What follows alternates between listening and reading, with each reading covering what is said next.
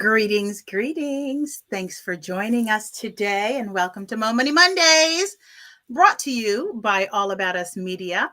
I am your host, Vanda Jamison of the Jamison Legacy Group.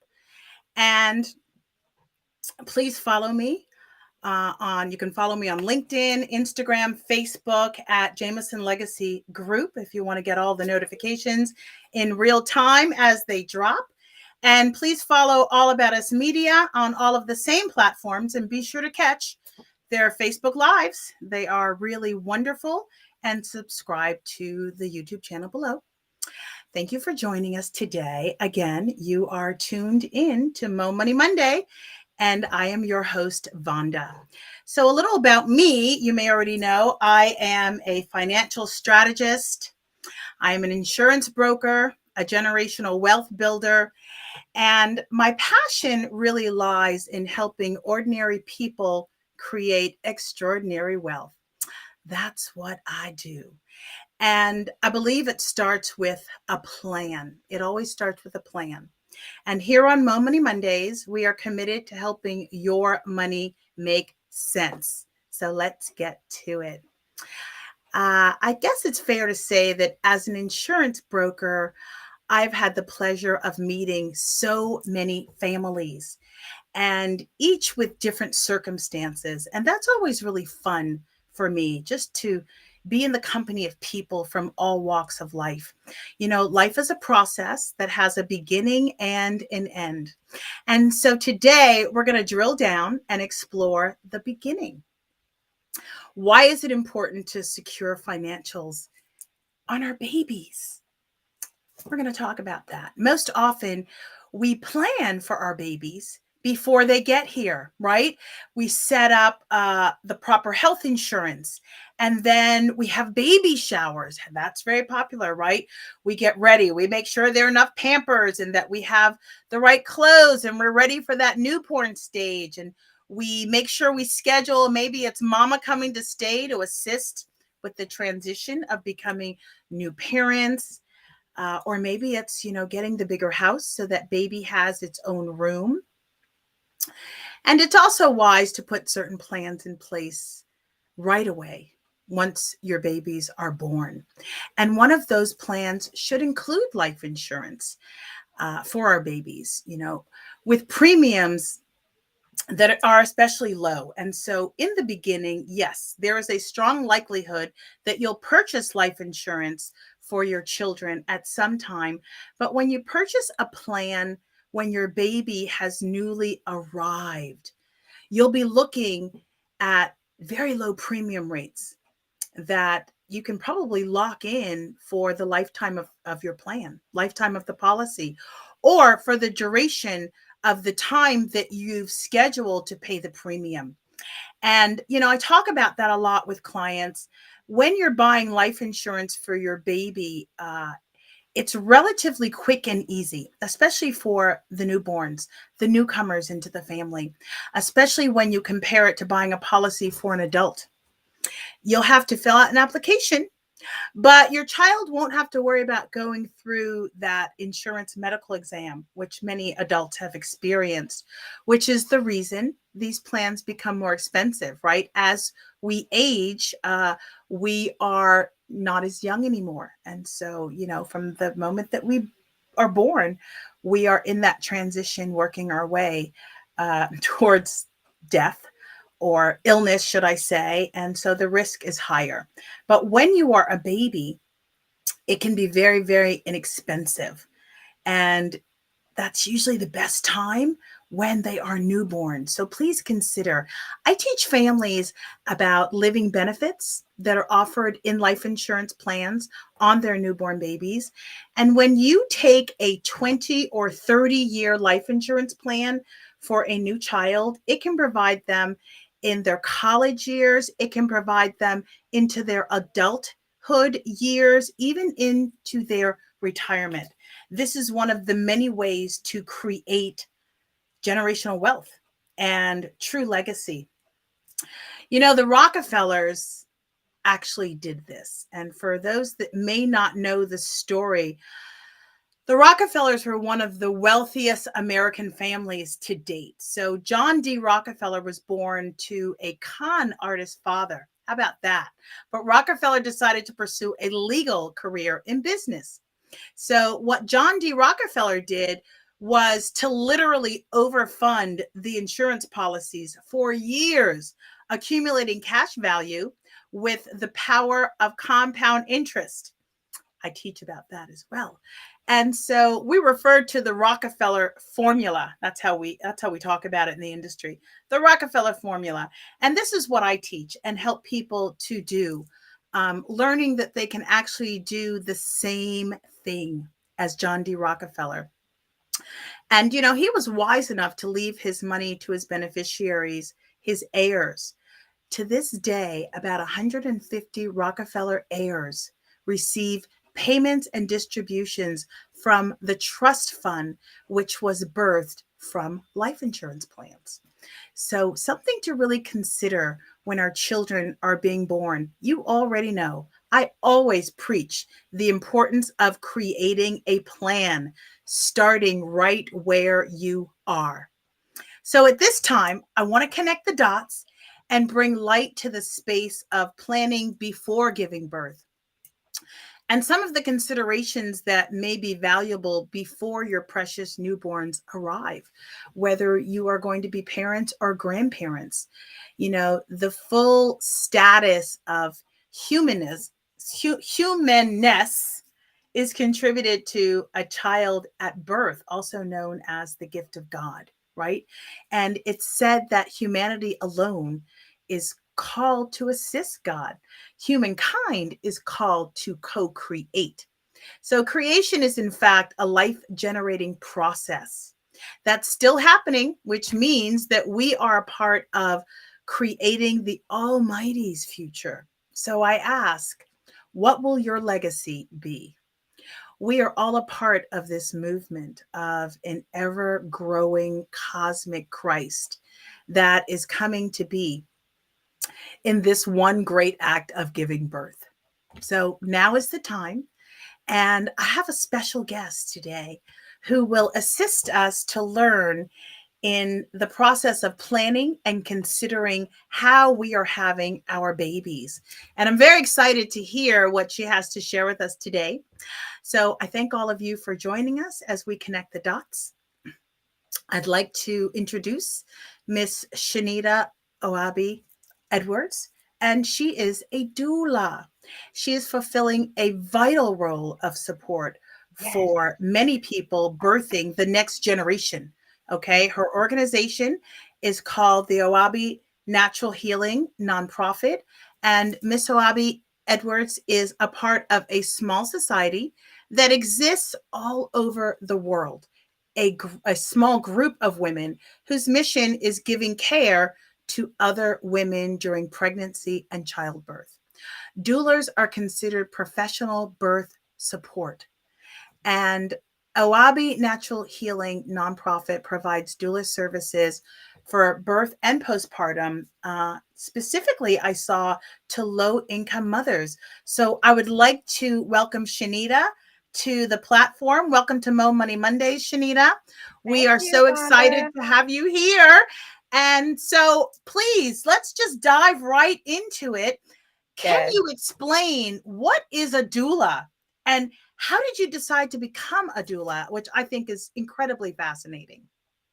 Thank you so much for having me on Mo Money. I really appreciate it. I'm so honored to be here and to connect the dots with what I do for not only my purpose in life, but for my business. And a doula is essentially, like you said, it's professional birth support, non-medical support. So it's mental, emotional, spiritual, hitting on every other aspect of support when it comes to birthing moms or even afterwards in postpartum doulaship. So I became a doula because I personally was in labor for 14 days with my son without knowing what a doula even was. And it wasn't until I assisted my sister who had my nephew and her doctor was like, you hands down deserve my check. Wherever you went to doula school or who did you go to? And I was just like, a doula? What is a doula? And her doctor, her OB that delivered her baby, encouraged me to look into what a doula was. She said, everything you did here today naturally is what a doula is. So you should look into it. And it really just felt like home. Like the first time I engaged in just looking up what a doula was, it just felt like I belonged there. So I strive to be what I didn't have in 14 days of my labor, to not allow any woman that I know and love to be in that situation and feel like they have no assistance or no voice. So most of my births now take place in a home setting. I do still attend some at hospitals, but the doula in me is trying to get back to where we started. So our ancestors are leading me in a way and getting back to our roots, and definitely home birth is a part of that. So I am a doula as well as a student midwife. So I also assist with the actual delivery of babies, which has become so fascinating for me over the last 2 years. But I really enjoy it, and I'm excited to connect the dots of not only a birth plan, which you expect when you're actually going through the birthing process, but to plan prior to. Like this is great. I love it. I love a plan. Okay, you Mhm. just said something uh, very interesting for me. So, Mhm. can you speak to the difference just a little bit more between a doula and a midwife? Because I kind of thought they were the same, but now I'm hearing that they are not. No, they're not. Actually, there are some midwives that are like doctor midwives, or I'm sorry, nurse midwives, where they are a certified registered nurse first before becoming a midwife. A midwife can be in a hospital setting, or they can be certified to give birth at birthing centers or at home births. The doula, in a sense, is not certified to give those, to actually be there by herself with the birthing process. There needs to be a midwife present. There needs to be a midwife that actually delivers the baby. The doula Ah, is not skilled or is not schooled in that area at all, and that's exactly why I'm moving in the area of being a student midwife, because I want to do more than be a doula. I want to be more than just holding her hand while she's pushing. I want to be able to give the vitals and check the baby's heartbeat hmm, and be able to do vaginal exams. So I'm learning all of that, while still supporting moms with with my midwife that I work with. beautiful. We had talked a little bit in a previous chat. I call it in the green room. And I was fascinated by. I've heard stories. I've never had children. However, I have I've been at the birth of many. But there's a real delicate time that happens in hospitals, and of course, I relate everything to financial.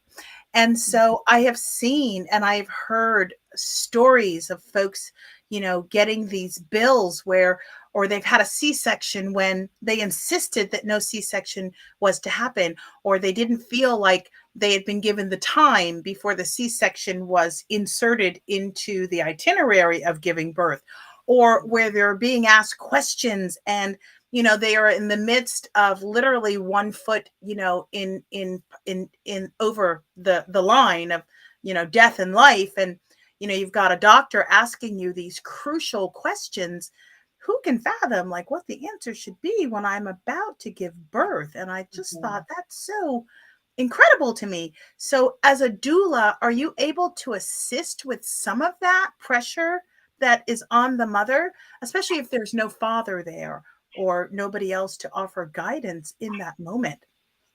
Yes, well, even if there is a father there, I find myself being a doula to the dad as well, because you're Mm, not only being there for the whole family, even if grandparents are present, okay. there is a level of excitement. There's this frequency that everyone is excited about the baby, and not on purpose, but everyone forgets about mom. And that is why the doula is there to help with that. There's a discombobulated moment when you just forget even how to breathe and blink when you're going through birth. And Right. we prepare for that even before that day. So when there's code words or there's eye contact and demand breathing are some of the things that I do. But we have practices where, like I said, code words. That's one of the things. If a mom is feeling overwhelmed for unnecessary intervention in a hospital setting, we'll have a code word where I'll say the word and she gives the command. She tells everybody she wants 5 minutes to clear the room. She needs to make a decision by herself. She just wants to talk to her doula. But it can't be in the presence of the medical team or any of the doctors, because it can't seem as though the doula is giving the advice. But the clients that I work with, we have a previous conversation to let me know everything that it is that you would want when we're in this space, when you just lose your mind. What are the things you want me to remind you of when it comes to your desires, comfort measures. We go over all of that beforehand. So when we get to that day, it's really like the plan, and the important point that you made was that more times than not, it's very unfortunate, but right now they're leaning towards these unnecessary C-sections. And when you're in any operating room, there's a chance that you would code or anything not come back. Having a child is the most sensitive time for a woman. Life or death lies there on that bed. And it just, I got chills when you were speaking about the plan of it is a financial piece. We don't think about if something were to happen that day, in that moment, how would baby be taken care of?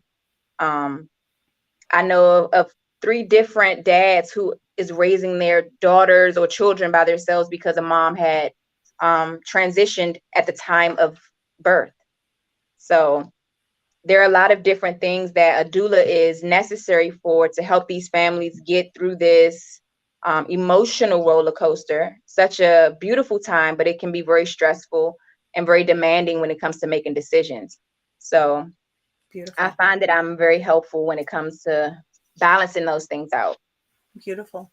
And you said something really important, is that you're a doula to the whole family. Mm-hmm. So I would imagine that you guys are having these conversations beforehand so that when stuff comes up in the delivery room, dad perhaps knows how to respond, or grandmother knows how to respond, and everybody's not caught out there going, with all the excitement and the anticipation. They're a little more prepared. Yeah. Right. Okay. And not really suggesting things that mom don't want. So if mom is completely adamant about not having any pain meds in the hospital, mom is not, or grandma is not saying, you sure you don't want an epidural? Or, there's etiquette. And I actually have a course where I teach doula etiquette. Oh, wow. Okay. Yes. And it's like things that you should say and should not say during a birth. But it touches on a lot of different things to help doulas with, helping families. That's brilliant. Absolutely brilliant. Yes, because as I understand, and I've heard mothers explain, and doulas explain that, when you're giving birth, you literally have one foot in the grave. So we are trying not to go there, but you're absolutely right. It is, it does happen, unfortunately. Yes. And men are raising their children. So once again, on the piece that I bring is to really prepare for all of that. And so often we are not prepared. That brings me to a really interesting piece that I want to bring up. But you know what? I think this is a good time for commercial, because when we come back, we're going to just dive into it head first. Okay. So let's do it uninterrupted when we come back. So give us a moment and let's go to commercial. You're listening to All About Us Radio. We're live streaming 24/7, playing old school versus new school. Follow us on Facebook, Twitter, Instagram at AAU Media, and visit our website, www.aaumedia.com. Call us at 1-833-369-1444, extension 1, and leave us an inspirational message or request. You're listening to All About Us Radio.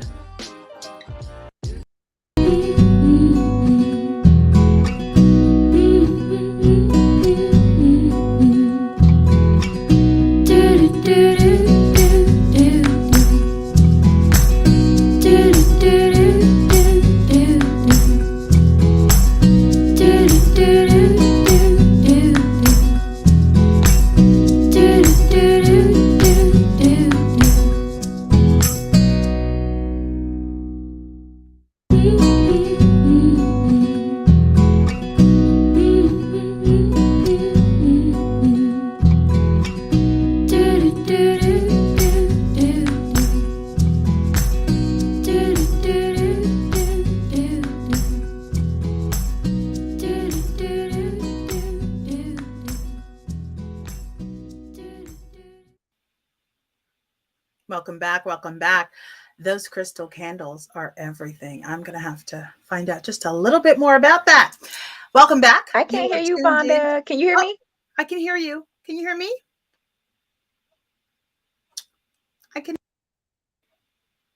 I can't hear you. Uh-oh. Okay, a little technical difficulty. Let's see what I can do to help. Give us one moment. I'm going to take you out and bring you back in again. We're having a little technical difficulty, but hang on one moment. No. I think we got it. How about now? Nope. No? Uh-oh. I see your beautiful smile. I can't hear your voice. I can hear you. I can hear you. Let's see. But you can't hear me. Not sure what's going on here. Maybe we should exit and come back in. How about we try that? Yep, there you go. Thank you. Okay, guys. Thanks for hanging in there with us.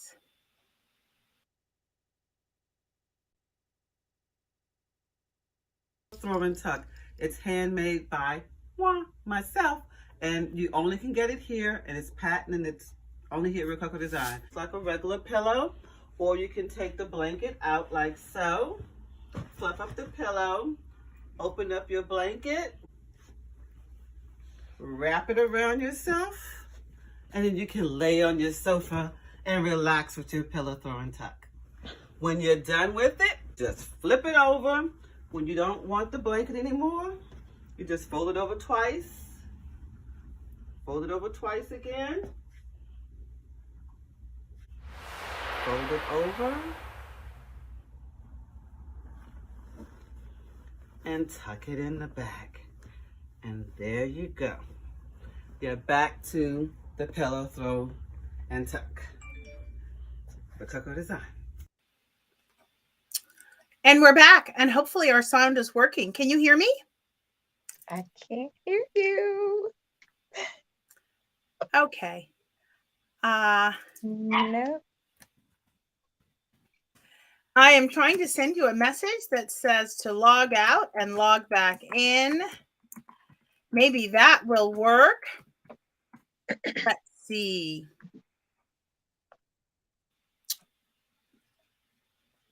Okay. What do you think? You think that's going to work?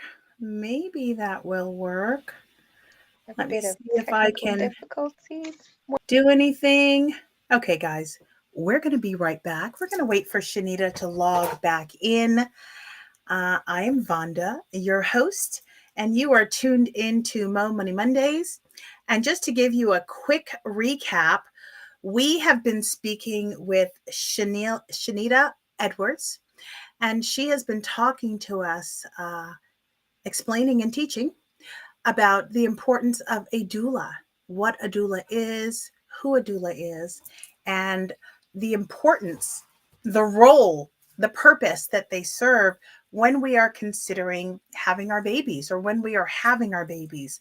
Very, very important. I'd say that it is very old school, and at the same time, it is very new or something on the rise, perhaps.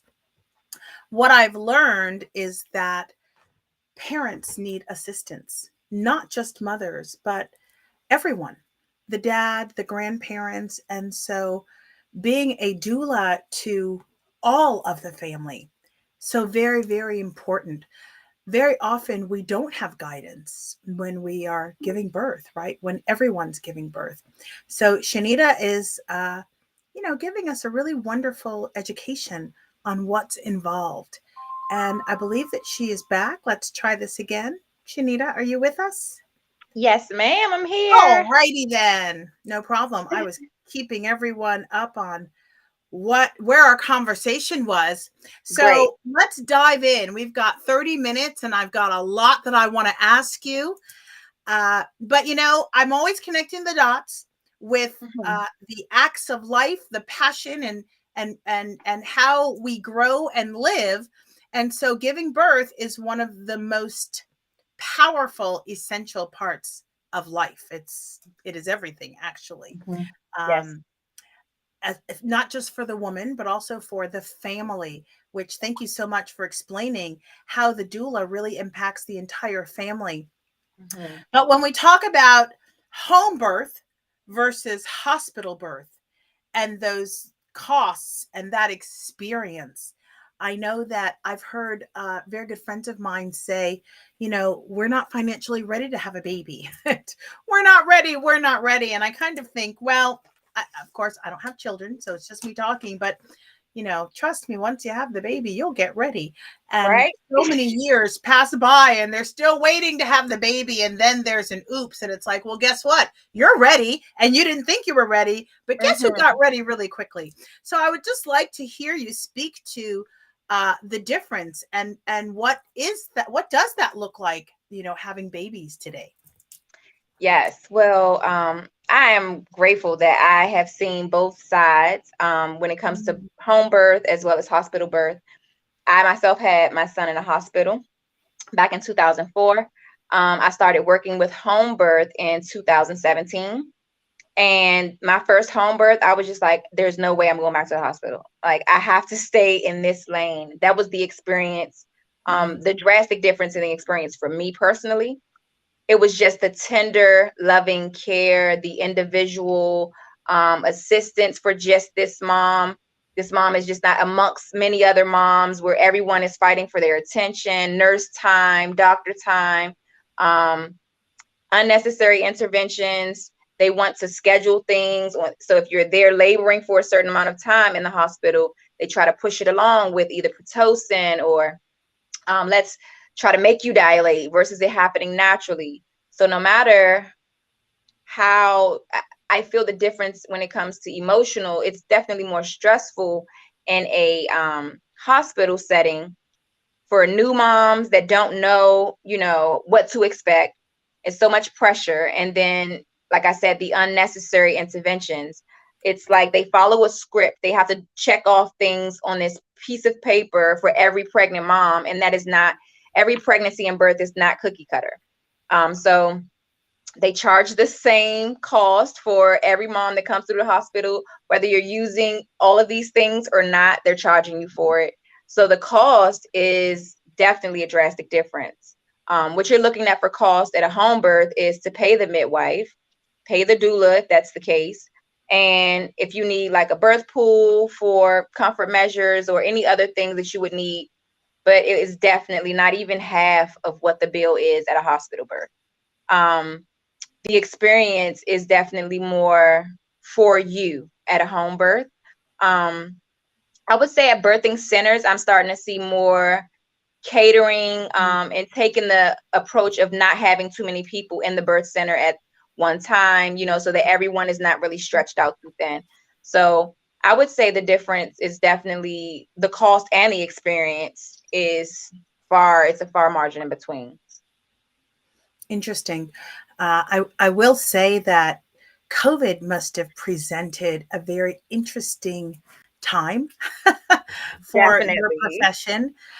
What did that look like? Because so many people were having babies. And I know that, when it hit in 2020, we thought, well, 2021 will be out of this. So those that might have, because we were all on lockdown, so people were getting pregnant left and right? But the COVID craze. But then COVID came, and we still, in 2021, we still had COVID. So it's like people were having babies in very risky circumstances, and the hospital was not the place that you wanted to be. Did you see more of an increase during that extra year of COVID that we didn't expect, of people doing home birthing? Yes, not only home birthing, just the number of babies that were born. It's like people were able to stay home more with each other, and babies were made, honey. Let me tell you. So, but with that, and then all of the guidelines that were put in place for the COVID restrictions, it got to be a really depressing time for birthing moms that had their children in a hospital, because they were not allowing anyone in the hospital with them. Just them back there by themselves, just the doctor, no support, the dad not there with them. Like, it was a couple of months when they didn't know what to do with this. They were just taking every precaution, and it just was mom coming back by herself, wearing a mask. It was just a lot. So when they came out with those guidelines and this is mandatory, I saw a increase of home births, inquiring about home births. I've never thought about this before, but I don't want to go to a hospital and have a baby by myself. So what does the home birth look like? So popularity of home birth definitely increased. My business did amazing in COVID. I did not suffer at all. So I'm definitely seeing more women lean towards the idea, just entertaining it, because COVID has presented it's possible and it's safe and you can do it. So yeah, I'm grateful for COVID coming through with in the birthing field and how it kind of shake things up a little bit. It also allowed for statistics to start to come out and say, hey, we're not having as many maternal deaths, and wait a minute, what's going on? Wow. So hospitals started to take on more of a midwifery model-led approach, or having different midwife models come through to clean up their birthing, labor and delivery department, to make it look more of a home birth setting. So it did some changes, and I'm grateful for that. Okay. Yeah. Grateful for the changes. Yeah. Yeah. Grateful for the changes. An interesting time. Definitely an interesting time. But I also think definitely a more holistic approach. I mean, all of my ancestors were born at home, Right. In the shack, in the woods. I can't even imagine what that was like with the outhouse and all of that. But that's where my roots are from. So I feel like we're just getting back to our natural process of coming into the world. That's okay. I have one too, but he's outside, or else he would be creating havoc. But yeah, it's so interesting. Now, you spoke to the depression that women might have been faced. I would imagine that those numbers increased. I know if I had to have a baby by myself in a hospital during COVID, that would have really been a mind trip for me. Yes. But I know that you also support families and women after giving birth with the postpartum piece. And what does that look like? How do you help in that way? So with the same sister that I helped with that birth, that was her first baby. I didn't even know what a postpartum doula was. I learned about being a doula at her second son's birth, but it was her first son that I experienced her postpartum depression. And her son was 2 weeks old when she called me hysterical and telling me she didn't understand why she was feeling what she was feeling. She didn't feel like she was a good mom. She wanted to hurt her baby. And I knew the extent or the severity of it because she was really confused. She didn't understand why she was even telling me this. But I went over to get my nephew. And as I started to work with other families and postpartum, there is a simple little missing piece that families don't pay attention to after they have a baby, because all the attention is the baby's here. The number one thing that leads to postpartum depression is lack of rest, because our sleep pattern completely changes. No matter if we're up for hours going through the labor process, we don't have a resting set of hours. So you're going through the labor, and then you have the baby and all that excitement. And then you go home and you're still not resting as you should. Your sleep pattern being thrown off. There's a switch in your brain that just does not function normally. And if you don't pay attention to the little things, whether it's crying just to cry, I know it gets to be really emotional, but some of the signs are just when you are crying and there's no real reason, you're not feeling anything, but you're just crying. And even just snappy, being very short, not wanting to be connected with the baby, having a hard time latching on with breastfeeding. Those are all signs to pay attention to, that postpartum depression is kind of like sneaking its head in. But it's definitely something that is very quiet, and our families is like, we shouldn't need help. If you call on help, you need Yeah. the family should probably be around, or grandma. But at the end of the day, my grandmother was like, okay, that's your baby now, I'm not gonna be no babysitter. But it's not normal for, well, it's not the norm for us to call on support. And a postpartum doula is really there to support. It's different for each family. It's catered to whatever your needs are. And if you are an interactive mom that just feels like you've got it all day, and you would pump and have a few bottles throughout the night, I've spent nights with families to have mom and dad get a full night of sleep. And when the baby Oh, wakes up 2 or 3 times in the middle of the night, I would feed the baby, wash the bottles, and that has made all the difference. I find that to be a very effective schedule for a postpartum doula, is to do the overnight schedule, when mom and dad can really rest and really get in their sleep. So yeah, postpartum can range, it can look so different on totally different people. And it's really big with new moms, because they're so excited. They don't know what to expect. They're always watching their baby sleep and everything else. So right. it's really an education piece that I really like to educate families on. I like that. I was just thinking, it's sleep deprivation, but who knows Yeah. what that looks like? I mean, Yeah. we don't know what that looks like. So being thrown into the thrill of giving birth, and the excitement of coming home and being a mother, and the fear and all of that, Right. along with sleep deprivation. Woo. Okay. So that explains the postpartum part. I like that. I like that. A little bit more experience required than just being, a sitter or grandma. Right. Because grandma will ideally, they're going to do their best, but they're going to give the baby back to mom. I've been in that situation. It's just like, she's not, I don't know what to do. So she needs to lay on your titty, mom, but mom needs to sleep. Right. So you are that interception with and knowing what to do. That's amazing. Yeah. That's beautiful. And being there with that purpose, I feel like, is very important too. It's like anyone can come over as far as support and helping the mom, but they're also looking forward to leaving as well. I'm looking forward to going and fulfilling this need for this family. So energetically, it really is fulfilling for both parties. And it's for the whole family. Yes. I'm understanding that this is for the whole family. This is not just for the mother. That's and powerful. Even when you said the precious gift of God, it's like, yes, this is the precious gift of God to your family. This is a new person that now has your blood and has your name.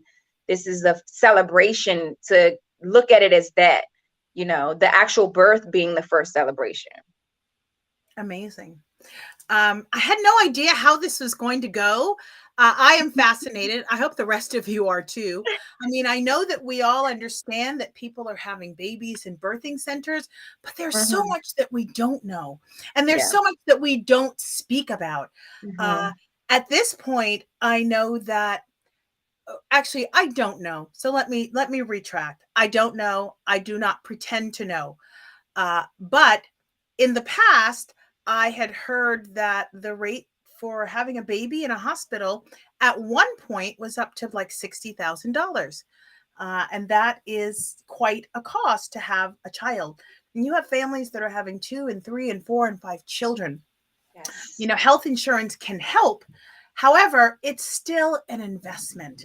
And so when you tack that on with the mortgage of the house and the student loan and school for the other children and the car payments and all of it can be a little daunting and overwhelming. So maybe while the mother may not be in that space, I'm sure that dad is, so I do understand the importance of planning.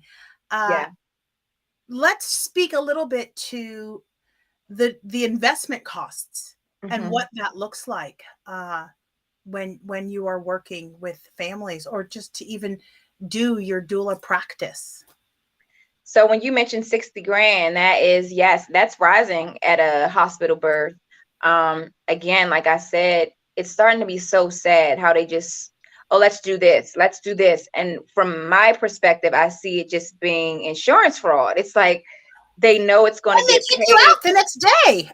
You don't Right, even do it at the exactly. store Which was for anymore. me. I was in the hospital for 14 days in labor having my son. I had him and he had to stay in the NICU because he was early, and they kicked me out the very next day. So postpartum depression kicked in, like everything was just a whirlwind. But as far as the investment, home birth, again, like I said, midwives range, I would say between 2,000. I've seen one at the very high end, like $6,000. So that compared to the hospital setting alone is a drastic difference. And when you think about what it would take, like you said, a hospital bill on top of student loans on top of that would make anybody say, I'm not ready financially to have a baby. But when we think about the necessities of the baby and what the baby actually needs, I see it from both ends. I see more holistic, naturopathic families who don't need much, don't need all the boxes of Pampers because they have cloth diapers. So I really see both sides when it comes to patients are with different families. And if you're expected to get the unnecessary everything that goes in a nursery or a changing table, a this and a that and a this and a playpen and all of these things, it all depends on your preference. So I would just, my advice would be when it comes down to planning for the baby as an investment, your life insurance, even, just to go a step further and not just planning for the moment, not planning for the first 3 months, not planning for until they're 1 year old, really get into the investment of the child's life, like not just for that moment of when they're crawling in a toddler age. But I really love that you said things that parents can put in place at birth, how it really can benefit the child at 20 and 30 years old. That's something we don't do. So that's definitely and it's so inexpensive if we really look at it at birth. Yeah. I can't stress enough what $40 or $50 a month can do over 25 years. That can really yield hundreds and thousands of dollars over a lifetime for your child. Like, we're talking now, that's generational wealth. But too often, you're right, we start too late. There's also that other piece you were talking about. We invest in the playpen and this and that. So often, would you agree that we really don't need that right out the bat?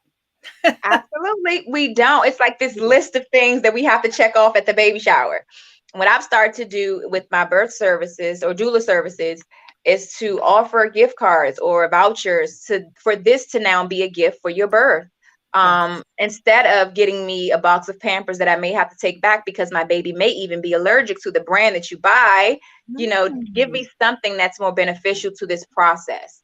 So I have doula services as baby shower gifts. We do different games like guess the gender, and that goes into an account that possibly could be a savings account, or they can pay me with those funds. However, so we come up with creative ways to offset the cost of my services for low income mothers in underserved communities. Now, for those that can afford my services, they pay my services. They have a whole baby shower.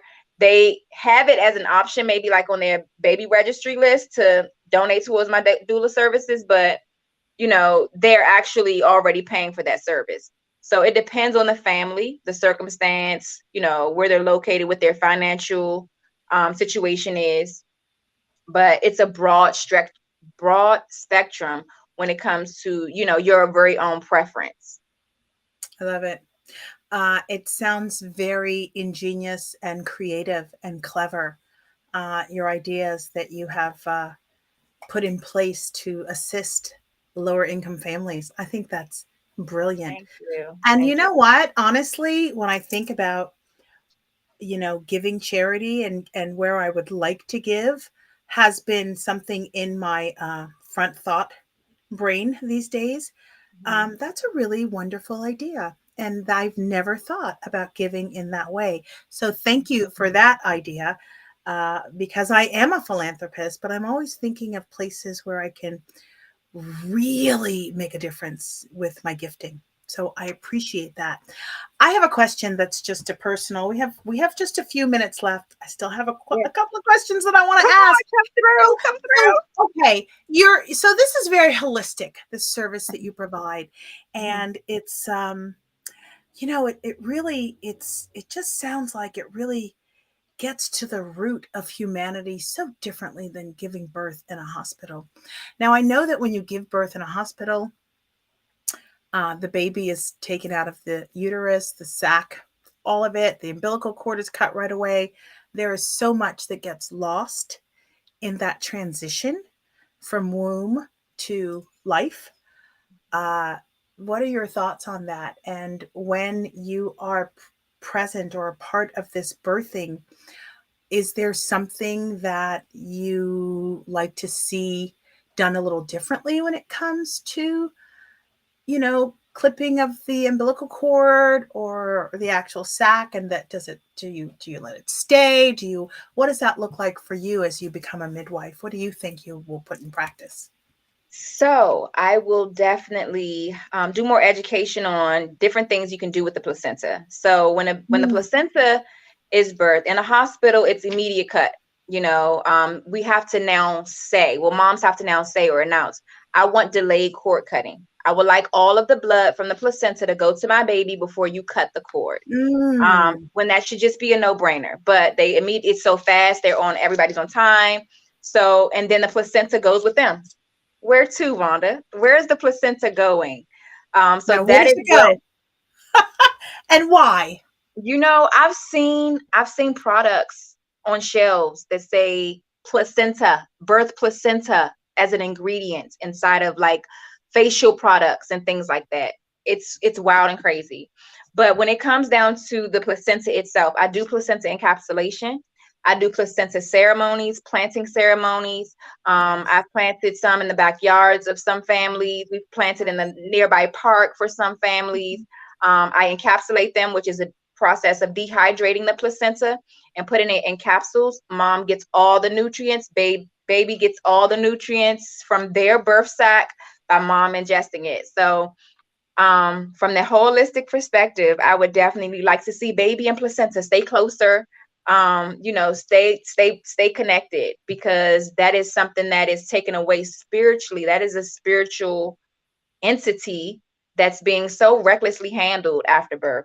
So I love. And we don't even question it.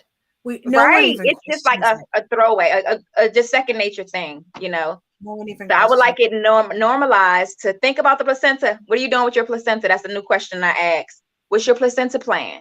Beautiful. And moms are like, what? A placenta plan? If you don't have a plan, let's take some pictures with it and give it to me. We can just go with that. As long as they don't take it. Yes. You know how I feel about a plan. So What is your placenta plan? Yes. I like that. Yes. I like that. I've heard you speak to the energy exchange in childbirth, which is part of that umbilical question that I had, because I do understand the importance of the umbilical cord, and I believe it's cut way too soon, even though I have not had children. I understand. That's an instinct, right? Yeah. I mean, so go ahead, explain to the people what I mean when I say there is a loss. There is a loss because the cutting, you know what I mean? So some moms don't even, at home births, most of the home births don't even cut at all. They allow it's called a lotus birth, and they allow the umbilical cord to come off on its own, and it just dries up. You continue to pack salts and herbs on the placenta, and as it dries out, the cord dries out. And once it's dry enough, it'll disconnect from the baby. I've seen it. It's just so natural. It's just like so beautiful of a process. So they get every bit of the nutrients if you allow the placenta to stay on until it naturally comes off, which is, of course, how they were done before. Now, then they moved into different practices like burning the cord, sacred burning of the cord, where there are 2 knots tied, and then the mom and dad have a candle, and they're burning their baby's cord with prayers and intention for their baby's life. So they're different, missing out, with just a snip that is so simple to them that it's more, it's doing more damage than good. I believe that. I Mhm. believe that. Uh, wow. So this has been a wealth of knowledge for me. And, if I were thinking of having a baby, I would want to be present to this conversation. And Mhm. unfortunately, this is not one of the conversations that we are having when we are planning for a baby, when we're going to, the obstetrician or Planned Parenthood or wherever young women are going these days to Yes. discuss the potential of what giving birth is going to look like. And I think that is so sad. It's so Mhm. sad. This sounds like, I hope, a new trajectory for Yes. giving birth in our country. I know that culturally, many, indigenous people are aware and have and still practice this way. Mhm. In America, not so much. But I think that with more professionals like you, with more women committed to the mission of serving other women holistically in Mhm. giving birth, that maybe we will see, or no, I know that we will see more and more of this type of birthing. And, this also speaks to, I'm interested to see, like, in 20, 30, 40, 50 years, Mhm. does the human race look different Yes. because we have been giving birth holistically rather than in hospitals? I believe so. And I believe these babies that are coming back, I know you've heard me speak, outside of this space Mhm. about the connection I have with the spirit of babies. And these babies that are coming back with these messages and their purposes for their families, it's going to be 20, 30 years from now, it's not going to look like today. It's so amazing. Now, I am of age, so as a mature woman, it's funny. I'm 60. My mother is 82. We just had a conversation. I said, "Mom, do you remember what babies used to look like when I was a little girl, or when you had me? They had Mhm. squinty eyes. They.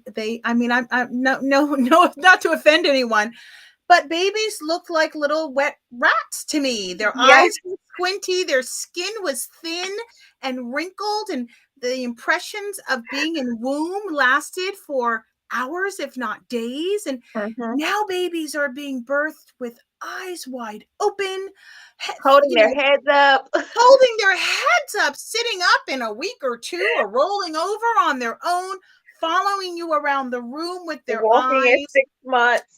Hello. And I'm like, oh, we know they remember. They Mhm. are arriving Mhm. with full memory capacity. So it's quite interesting. So I look forward to seeing how this develops in the Yeah. decades, the generations to come with Yes. babies. Shanita, thank you so much for joining us today.